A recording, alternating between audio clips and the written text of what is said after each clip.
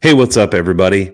It is Friday, and we are back to some more significant NBA action. Had an awesome game yesterday with Philly and Brooklyn. Well, not awesome if you're a Philly fan. Probably some reason for concern there because that was an intense playoff type game. Uh, but only two games, and that doesn't give us as much to bet on. There's a lot more today. Coming to you by myself today, just because today is another busier work day for me. And so I need to get this done relatively quickly, but did want to got some research done on all these games and wanted to share that with you. So this is the NBA breakdown for Friday, March 11th. First up, we have the Timberwolves at the Magic. Minnesota's up to -8 now, or down to -8. 234 total. I forget where that line started today when I looked, but one of the big storylines in this game is just who's going to play for Minnesota. Edwards, McLaughlin, Prince, Vanderbilt, all game time decisions. And I think at some point that does start to matter. I mean, this is an Orlando team that has been playing a little better, especially defensively. And they do have a decent front line. They have some decent size on that team. And so maybe especially Vanderbilt being out, though Prince can help a little bit on people who have some size. So if those guys sit, I think that is a little bit of an issue for Minnesota. I mean, it's still not their most important guys, and they've done fine without Edwards overall. So not the end all be all, but something that matters. Since the All-Star break, Minnesota's only scored under 119 points once. That was 102 against Philadelphia. They've been over 123 in 6 out of their 8 since the All-Star break, and over 130 in 3 out of 8. So this is a team that's just been scoring at will, scoring like crazy. And Orlando, like I'm going to talk about, has been a little bit better on defense, but I'm not sure that that's that they're going to be able to completely stop Minnesota just because Minnesota's been so good. Minnesota's defense hasn't been terrible since the All-Star break, although admittedly it's been against bad competition. They've been at 114 or less in 5 out of those 8 games, but some Oklahoma City in there, Portland a couple times, teams that aren't going to score much. So I would say still I'm not confident in this defense, even though I like this team. On the other side, Orlando scored okay since the All-Star break, but if you take out their 2 games against Indiana and the 1 game against Houston, their next best scoring output was 108 against the Pelicans. So I don't think this is an offense that is very high-powered, but they are facing a defense that is not real great either. So I think this is a spot where they could score decent. Orlando, as I said, has been playing pretty good on defense. They've only had 1 game over 111 points since the All-Star break, and 4 out of 7 they've held their opponents under 104. Minnesota's offensive rating in their last 14 games, when they're away from home, their offensive rating has been 124.4, just killing it, but defensive rating 119.5, so not very good. Also, this is the front end of a back-to-back for Minnesota, and they play Miami tomorrow, which obviously is a more difficult game. So I could see this being a look-ahead spot for them where they don't come out with very much intensity. When I lined this game, I lined it at Minnesota 120, Orlando 113. Then I went and looked, and then Minnesota was -7. Now they're -8, and the total was 233. Now it's 234. So I see this game going about the way that Vegas did, apparently.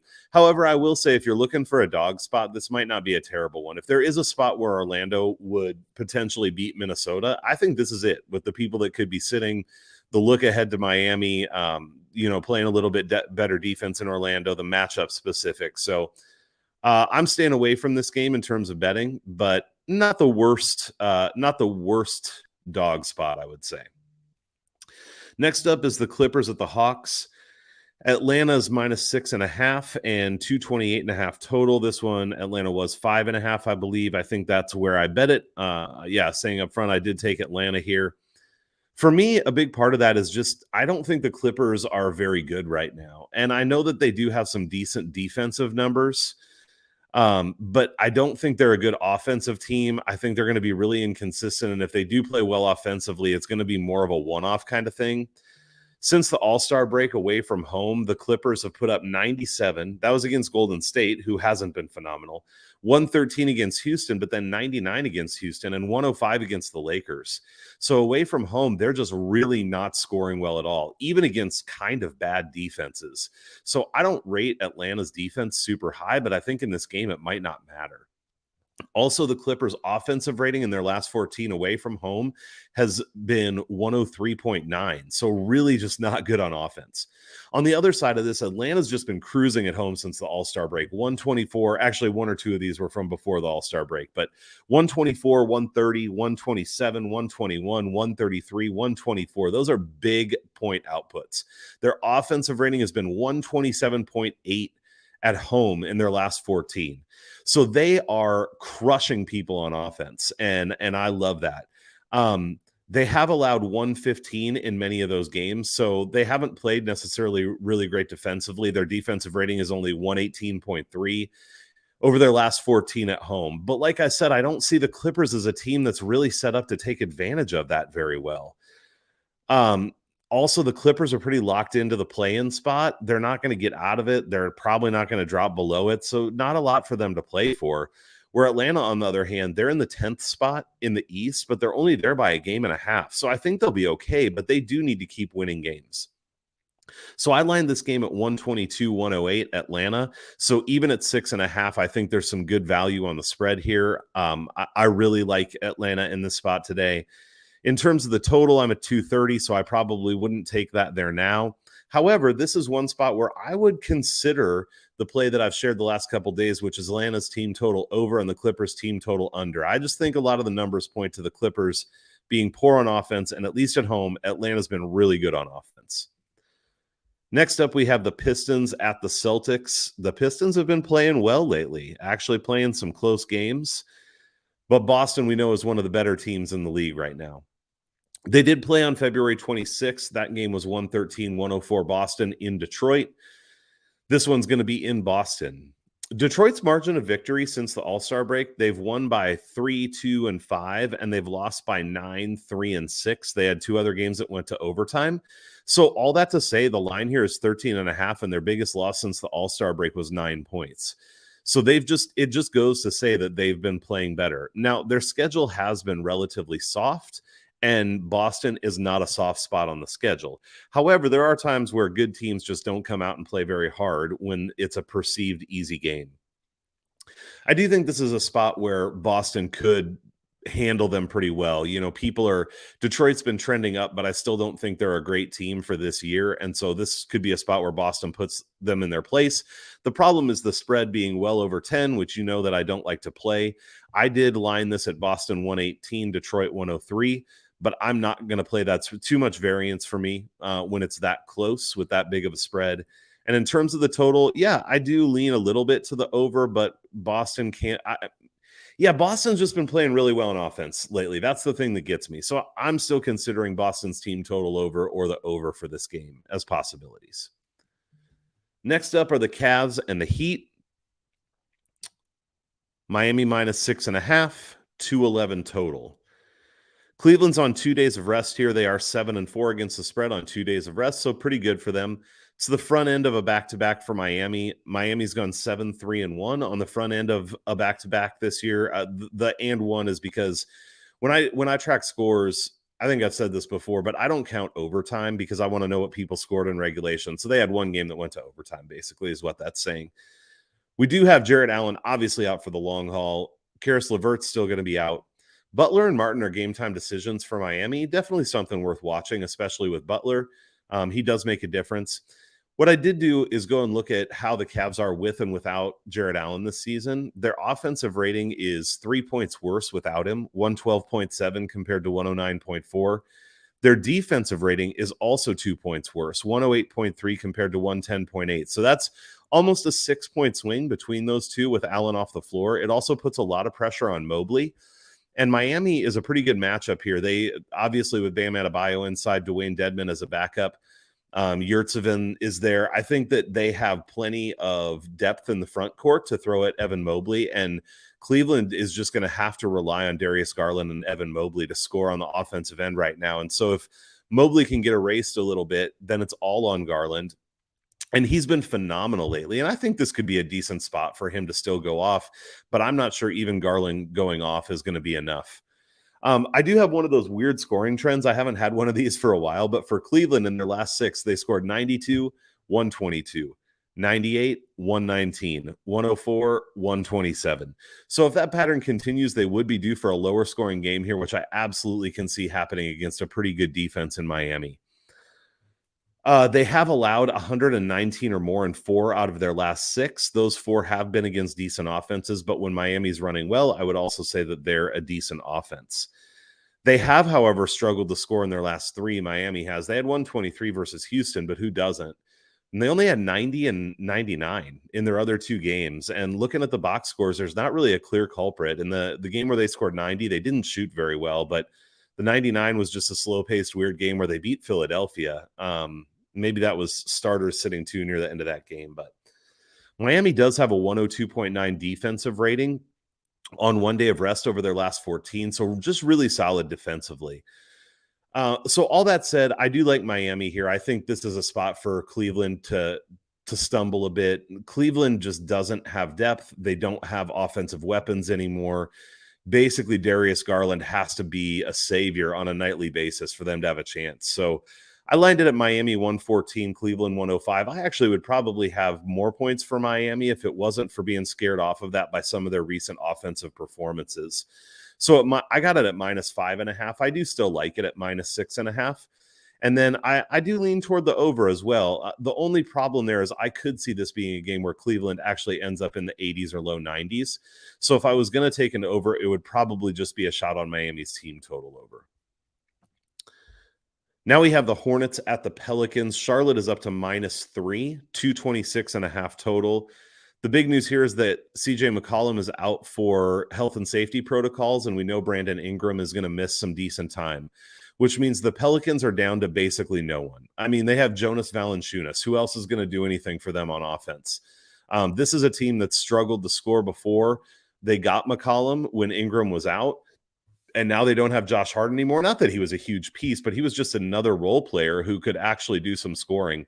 So now they're down more role players even in this spot. And I mean, you know that I don't trust Charlotte at all. I hate betting Charlotte. They're so up and down. They lose games they absolutely shouldn't. They are not a team that can be trusted completely ever. Even in this spot, they could absolutely go out and lose because that's what Charlotte does. However, they have shored things up a little bit more here recently, it seems. And I just don't see the Pelicans scoring much in this game. So I got this when the line was a little better. I took Charlotte on the money line at -120. I just felt like it was worth laying it with this team because I don't trust them very much. But I really think this is a spot where Charlotte should be able to win by 10 plus. Charlotte does have a big game once in a while, too, where they'll beat people by 20, 30, 40 points. So one other angle that I think is worth a look is, the Hornets -14.5 or something like that. I'd have to look and see what the line is on that. But I think this is absolutely a game where they could blow the Pelicans out. Next is the Knicks at the Grizzlies. Memphis -9.5, 229 total. Not a ton of interest in this game at the current line. Memphis is on 2 days of rest, and they are 10-3 against the spread on 2 days of rest, so a good spot for them there. This is the 6th game of a 7-game road trip for the Knicks, so they have been on the road for a while, playing quite a few games. On this road trip, though, they have scored pretty well, 114 or more in 3 out of 5 games, and the others were 108 against Philadelphia and 107 against Dallas, which neither of those is bad. And that Dallas game, they absolutely dominated them. They beat them by 30 or whatever it was. So the Knicks, I mean, what a hard team to cap. But, they had that run where they were playing pretty well, especially defensively. Then they'd been absolute trash for 2 or 3 weeks. And now it just seems like they're showing a little bit of life again. I'm not saying they're a good team. I'm just saying maybe they're moving back toward being an average-ish team again. They have been very up and down on this road trip defensively. I mentioned against Dallas, they allowed 77 points. They did beat them by 30, exactly.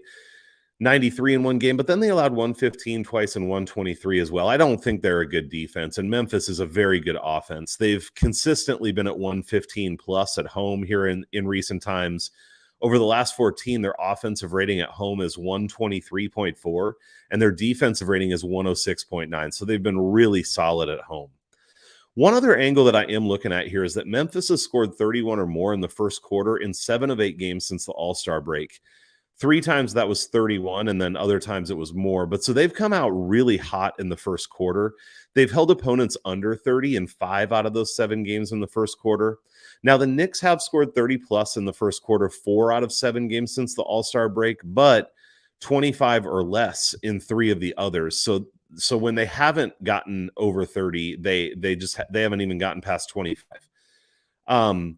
They have held opponents under 30 in 4 of 7 in the first quarter. But again, I think that Memphis is just a great offensive team.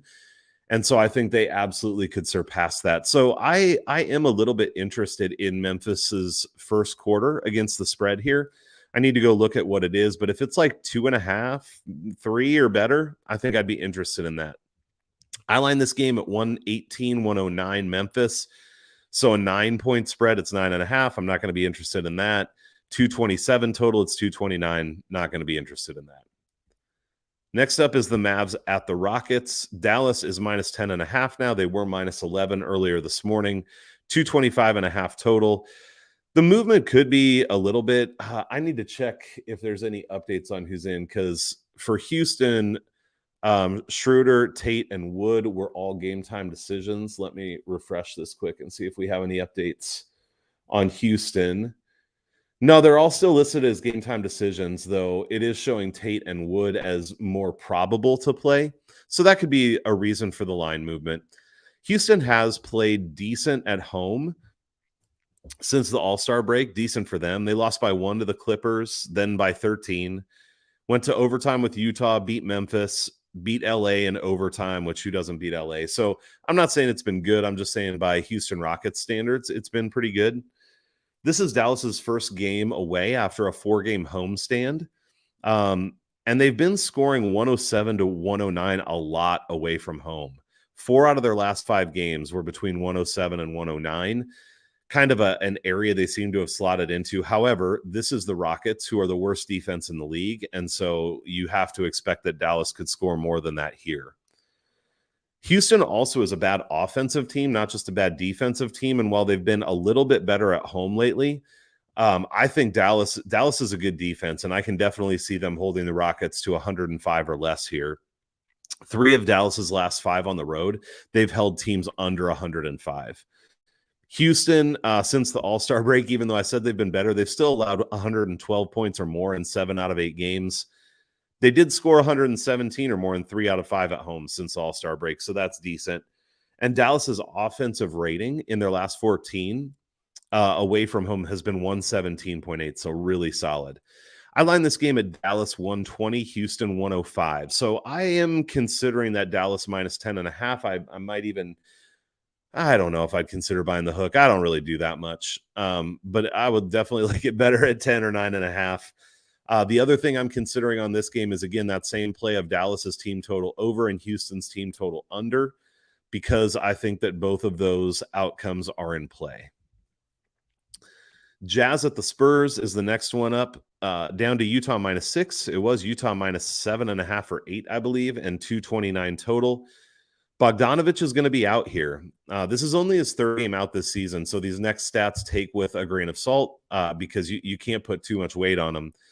But in those 2 games, the Jazz's offensive rating has been about 6 points worse, 117.7 with him in, 111.4 with him out. And their defensive rating has been 11 points worse, 110.4 with him in, 121.7 with him out. That's the one especially where I would say, let's take that with a little bit of grain of salt. I don't think Bogdanović is some defensive stopper that's going to make all the difference in this game. It is the front end of a back-to-back for both of these teams. Utah is 4-6 straight up on the front end of back-to-backs this year. The Spurs are 3-8-2 straight up on the front end of back-to-backs this year. So neither team very good.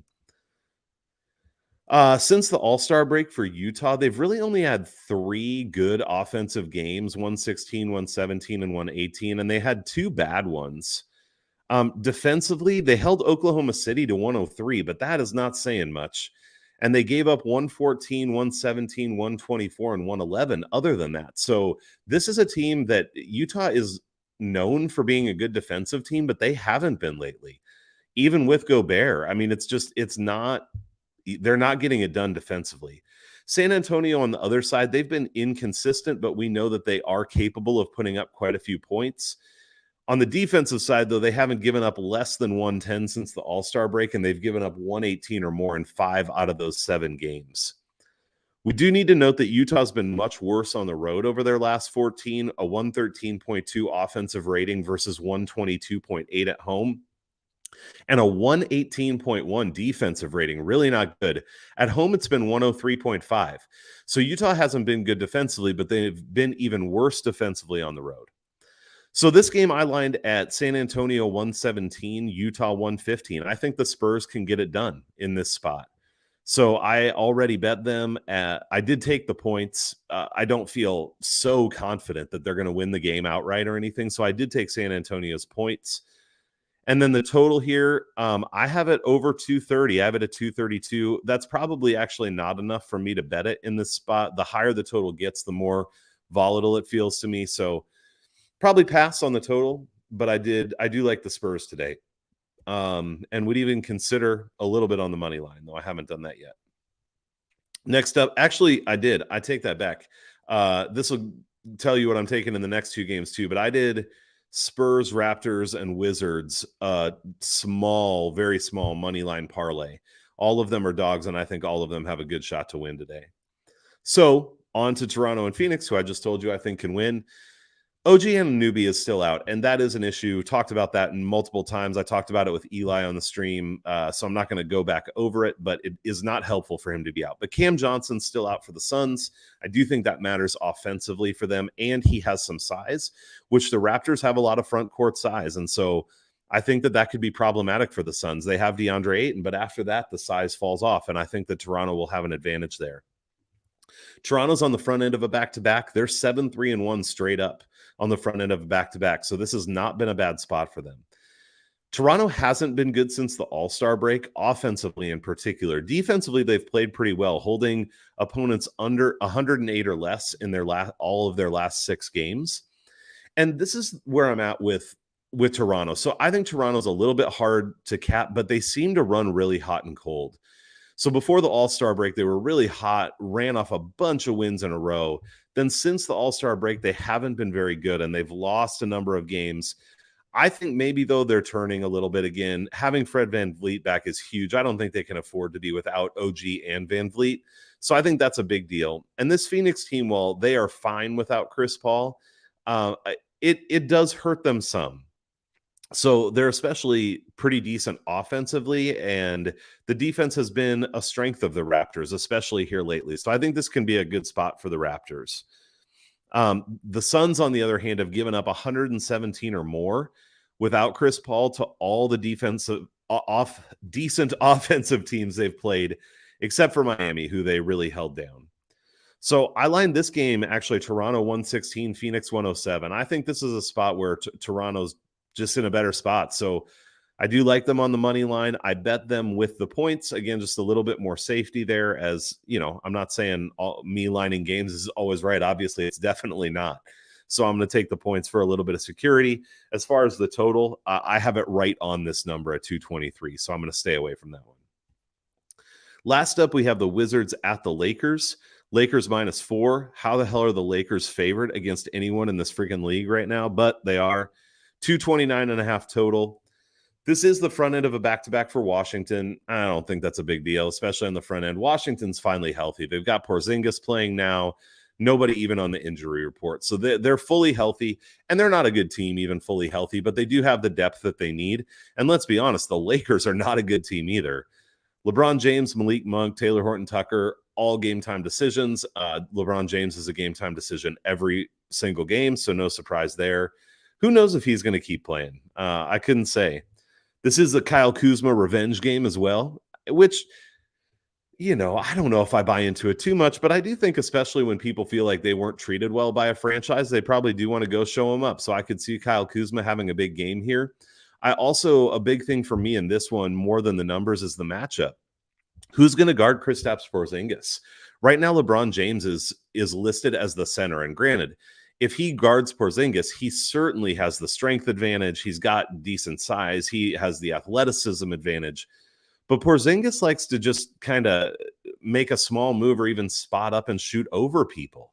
And I think he can shoot over LeBron James. I think he could shoot over anyone on this. I mean, unless they want to throw like Dwight Howard back in or something. But I just think this is a good spot for Porzingis matchup wise, unless LeBron's just able to out physical him and that keeps him from scoring.